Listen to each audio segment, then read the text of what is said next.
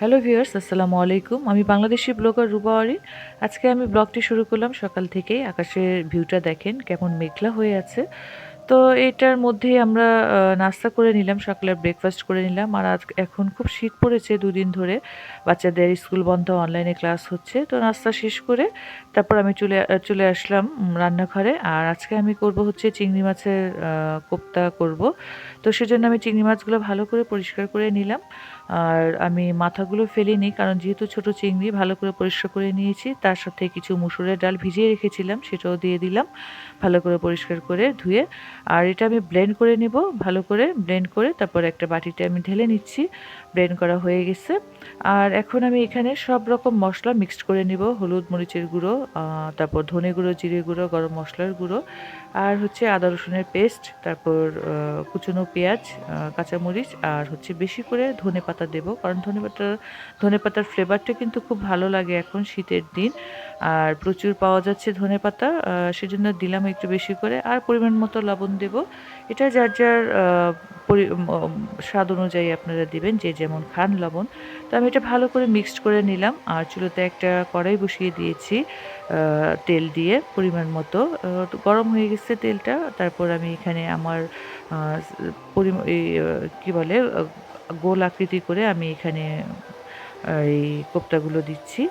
তো এখানে আপনারা পেঁয়াজুর আকারেও আপনারা দিতে পারেন। এটা যার যার পছন্দ অনুযায়ী আপনারা দিতে পারেন। আমি আমার পছন্দ মতো করে ভেজে নিচ্ছি। আর এই তো লাল হয়ে গেছে। এখন আমি সবগুলো আস্তে আস্তে করে তুলে নিব।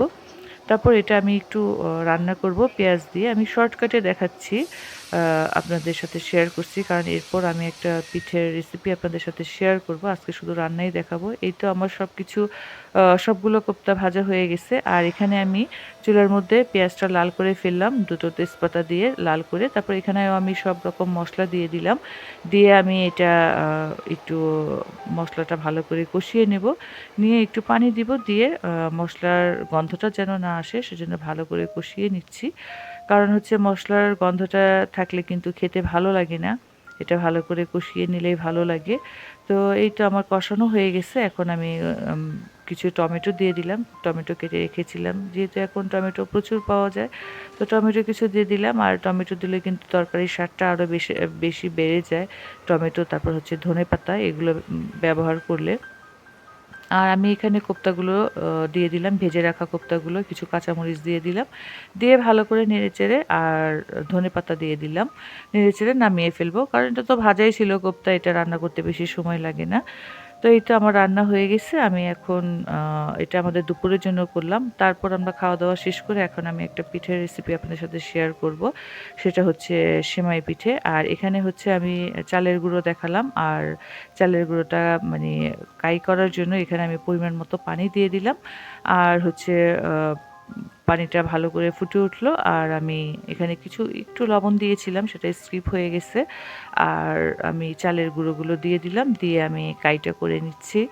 আ তো এটাও আমি আ আপনাদের সাথে শেয়ার করতেছি আমি কিভাবে করতেছি। আর আমি একটু ঢাকনা দিয়ে ঢেকে দিলাম। দিয়ে আমি এখন ভালো করে নেড়ে-চেড়ে কাইটা করে নেব।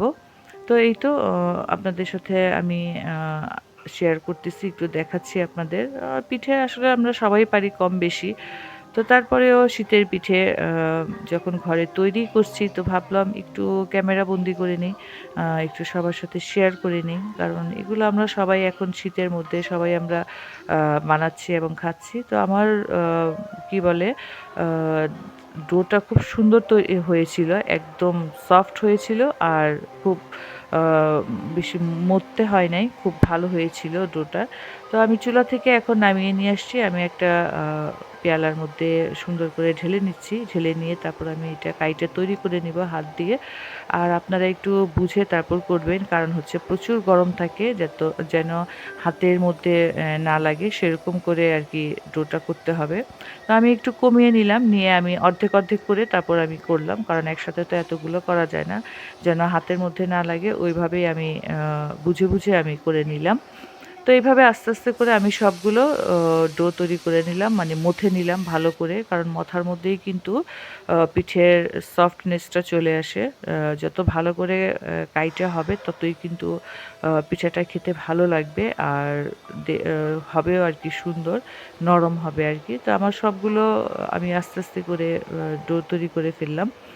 আর এই যে আমি সবগুলো করে ফেলছি, মথে ফেললাম। মথে আমি এখন একটা রুমাল দিয়ে, পাতলা একটা কাপড় দিয়ে ঢেকে রাখবো, যেন সেটা শক্ত না হয়ে যায়। যেটা আমি ব্যবহার করব সেটা আমি নিয়ে নিলাম পেয়ালার মধ্যে নিয়ে, তারপর এখন আমি সেমাই পিঠা আর কি তৈরি করব। তো কিভাবে করি আপনাদের সাথে সেটা একটু শেয়ার করতেছি। আর আমি সেটা আবার আরেকটু ভালো করে মথে নিয়ে তারপর আমি এখন দেখাচ্ছি আপনাদের। এই যে আমি ছোট ছোট করে একটু লিচি কেটে নিলাম, যতটুকু আমার পরিমাণ লাগে আমি সেভাবে নিয়ে আমি লম্বা লম্বা করে নিচ্ছি। আর এই পিঠাটা আসলে খুবই সহজ একটা পিঠে, একটু সময় লাগে, ধৈর্য ধরে একটু করতে হয়, একটু ধৈর্য ধরে করলেই কিন্তু খুব সুন্দর হয় পিঠেগুলো। তো আমি কয়েকটা লম্বা লম্বা করে করে নিলাম, কারণ একসাথে অনেকগুলো করে নিয়ে তারপর যদি আমরা সেমাই পিঠাটা কাটি তাহলে কিন্তু তাড়াতাড়ি হয়। এই জন্য আমি কিছু লম্বা করে নিলাম আগে, তারপর সেমাইগুলো সুন্দর করে কেটে নিব। তো এই যে দেখেন, আর একটু চালের গুঁড়ো দিয়ে মানে করে রাখবেন, তাহলে ভালো হয়, মিলিয়ে রাখবেন, তা না হলে কিন্তু কেমন যেন ধরে ধরে যায়। তো যাই হোক, এই যে আমি হাত দিয়ে সুন্দর করে কেটে নিচ্ছি, আর এটা খুব সহজ। এই যে আমি দেখাচ্ছি আপনাদের, হাতের তালুর মধ্যে দিয়ে একটু ঘষা দিলেই কিন্তু সুন্দরভাবে হয়ে যায়। তো এইভাবে আমি আস্তে আস্তে করে সবগুলো কেটে ফেলবো, সেমাই পিঠাগুলো। আর আল্লাহর রহমতে আমার পিঠাগুলো খুবই ভালো হয়েছিল, খুব সুন্দর হয়েছিল, দেখতেও কিন্তু খুব ভালো লাগছিল।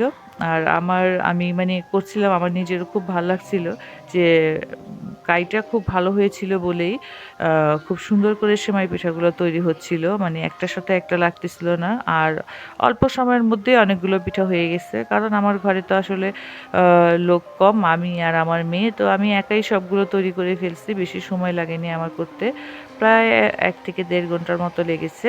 আর সবগুলোই মোটামুটি কমপ্লিট হয়ে গেছে। দেখেন আমি পিঠাগুলো করছি যে একদম লম্বা লম্বা হয়েছে আর খুব সুন্দর হয়েছে পিঠাগুলো।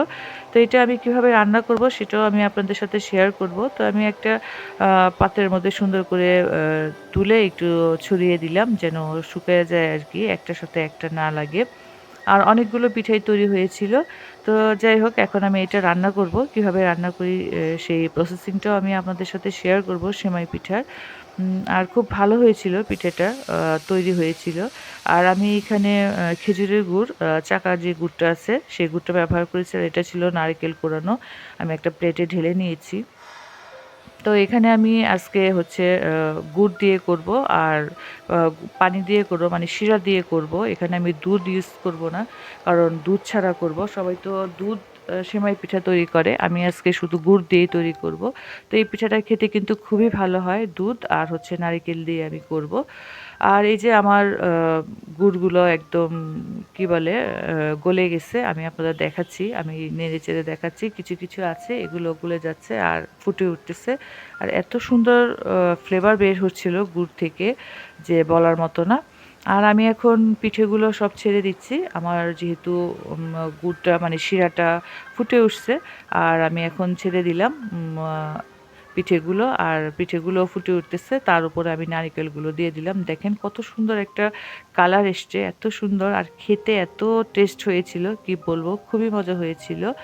আর আমি এটা ভালো করে একটু নেড়ে চেড়ে দিচ্ছি, নেড়ে দিয়ে দেখেন এই যে আমি একটু আপনাদের চামচ দিয়ে উঠিয়ে দেখাচ্ছি যে কত সুন্দর হয়েছে, এটার ঘনত্বটা কত ভালো হয়েছে, একদম পাতলাও হয়নি আবার একদম শক্তও হয়নি, ঘনত্বটা এত সুন্দর হয়েছিল, মানে এটা কিন্তু দেখেই বোঝা যাচ্ছিল, পিঠের কালার দেখেই বোঝা যাচ্ছিল।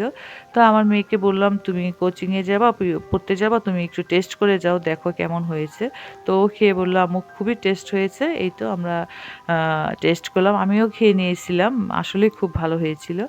তো যদি আমার পিঠে এবং আমার আমি একটা রান্নার রেসিপিও দেখালাম, চিংড়ি মাছের মানে মালাইকারি না, অবশ্য চিংড়ি মাছের কোপ্তাটা। যদি ভালো লেগে থাকে তাহলে অবশ্যই একটা লাইক, শেয়ার এবং কমেন্টস করবেন, আর বেশি ভালো হলে অবশ্যই একটা সাবস্ক্রাইব করবেন। আর যদি কারণ আমরা যখন ভিডিও দেখি লাইক দিতে তো কোনো কিছু প্রয়োজন হয় না, অবশ্যই আপনারা একটা লাইক অবশ্যই দিবেন। আর ভালো হয়েছে নাকি খারাপ হয়েছে সেই মন্তব্যটুকু অবশ্যই আপনারা কমেন্টসে আমাকে জানাবেন। তো আজকের মতো আমি এখানেই শেষ করছি। খেতে, খেতে আমরা বিদায় নিয়ে নিচ্ছি। আসসালামু আলাইকুম।